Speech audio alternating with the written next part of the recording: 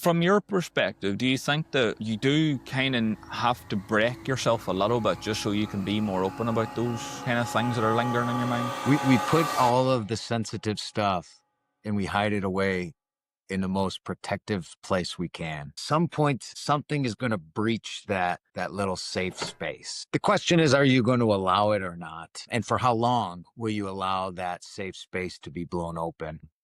Many times over the years, I've had opportunities to be very introspective, right? Something happens in your life and you find yourself in a very painful situation and you got two choices, right? You can look at this deeply and learn from it and understand everything you possibly can to a certain point and then utilize those lessons and move on. Or you can close that back up and blame somebody else and then do your best to pretend maybe that never happened or that it wasn't your fault. To break that open and to stay in that is, it's really one of the most difficult things that you could ever do. I think that that's probably one of the bravest, most courageous moves that anybody will ever make, particularly young men that have grown up in a space where processing your feelings, talking about how you look at the world, a safe place where you can have genuinely unique thoughts and someone will listen to your opinions and allow discussion based upon your particularly unique points of view. That's rare. That's rare. So not very many of us grow up experiencing that. So as you grow and you get to a certain space where you think you're operating fairly reasonably and normal, and then something begins to crack. And now you realize that a lot of what you thought about, what you believed were not your thoughts, were not your own, were not your own perspectives, were not your own ideas. It's a scary, terribly scary space to be in. Now, how do you find people that you can now kind of reevaluate the way you look at the world? That also is hard to find.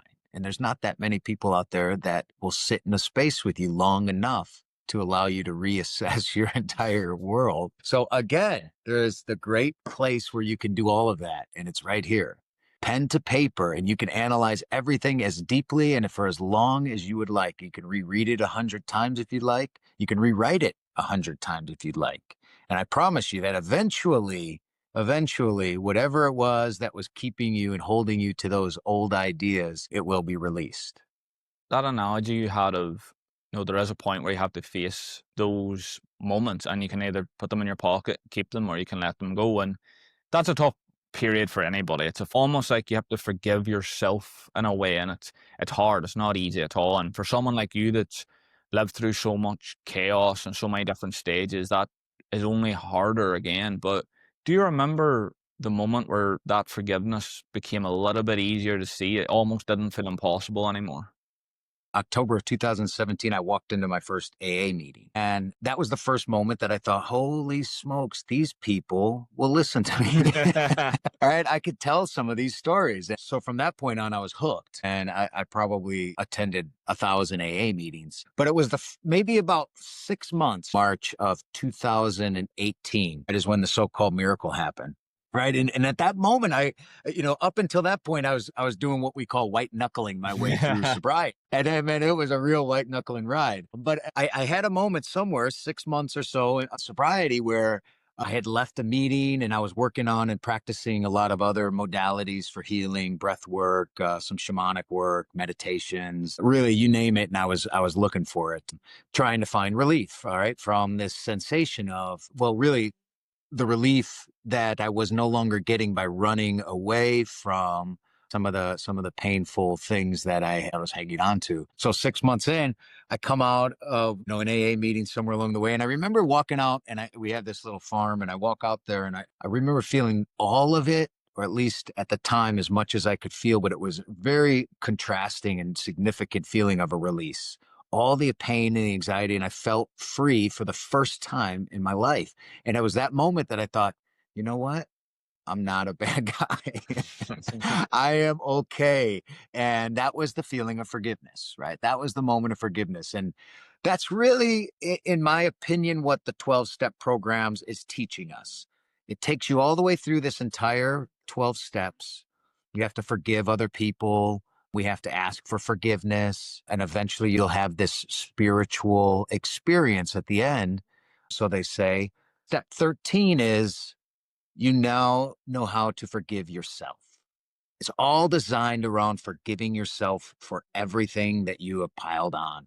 And that was where I learned it was 2018, post AA and a whole bunch of other modalities that the real relief, the real freedom comes from the moment that you can look at yourself and forgive yourself for the things, because we're our own worst critics. We are our biggest judgers. We'll hold ourselves down through our thoughts.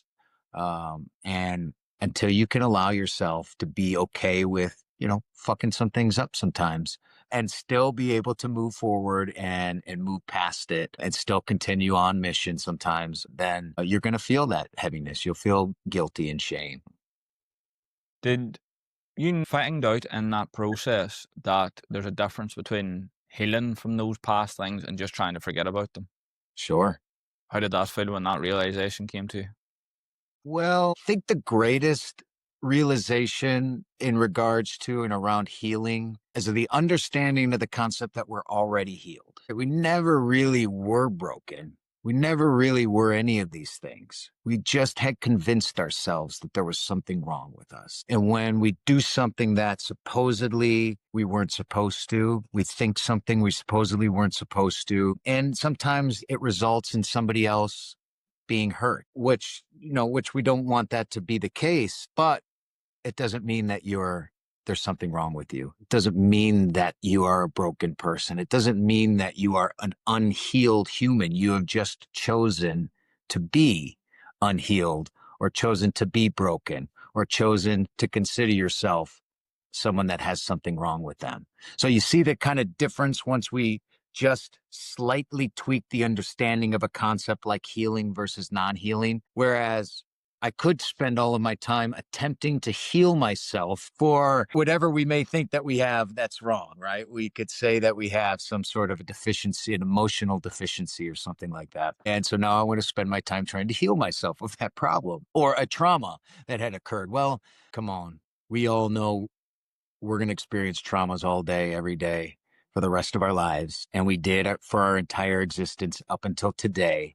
And it's not going away. So how do we handle that? Are we always in a constant state of healing from traumas that we're going to receive all day today? We can. And I think many people do. And that's great because I think that understanding the need to process and heal is a great step, an evolutionary step that we're making. Now, next, understand that, there's nothing wrong with you to begin with. And just because you had made mistakes, it doesn't mean that there's something wrong with you now.